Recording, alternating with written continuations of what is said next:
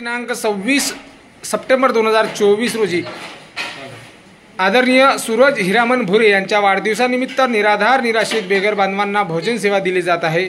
आदरणीय सौ कुंदाताई हिरामन भुरे यांच्याकडून आजची या बेघर निराधार निराश्रितांना भोजन सेवा दिली जात आहे। त्याबद्दल भुरे परिवारांचे मनापासून आभार। जय हिंद, जय गाडगे बाबा। आदरणीय सौ कुंदाताई हिरामन भुरे यांच्याकडून या निराधार निराश्रित बेघर बांधवांना भोजन सेवा दिली जात आहे।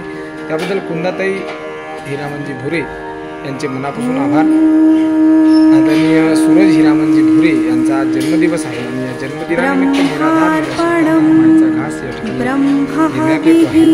त्याबद्दल परिवारांचे मनापासून आभार। बुड्या पोळी भाजीपाळातील देत जात नाही। ब्रह्मैवतेन गन्तव्यं ब्रह्मकर्म समाधिना अहं वैश्वानरो भूत्वा प्राणिनां देहमाश्रितः प्राणापानसमायुक्तः पचाम्यन्नं कॅटरर्स असोसिएशन यवतमाळ यांच्याकडून या बेघर बांधवांसाठी विशेष करून आज मसाले भात, सुंदर चवदार मसाले भात कॅटरर्स असोसिएशन यांच्याकडून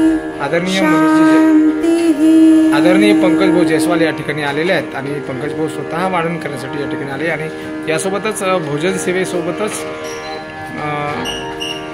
मसाले भातासोबतच केळी सुद्धा 12 डझन केळी नंददीप फाउंडेशन बेघर मनोरुग्ण निवारा केंद्रातील देण्यात येत आहे। सकाळचा नाश्ता सुद्धा त्यांच्याकडून दिला जाणार आहे। कॅटरर्स असोसिएशनचे मनापासून आभार। ब्रह्मकर्म समाधिना अहं वैश्वानरो भूत्वा प्राणिनां देहमाश्रितः प्राणापानसमायुक्तः पचाम्यन्नं चतुर्विधम्। ॐ शान्ति शान्ति शान्तिः।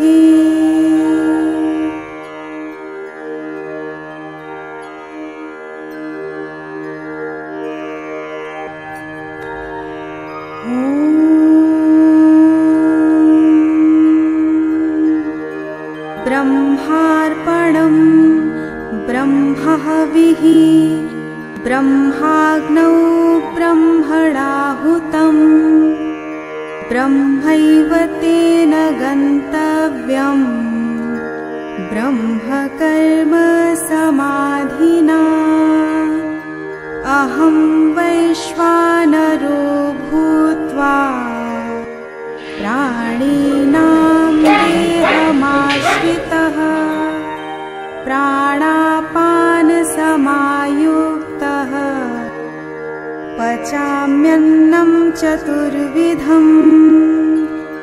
ॐ शान्ति शान्ति शान्तिः।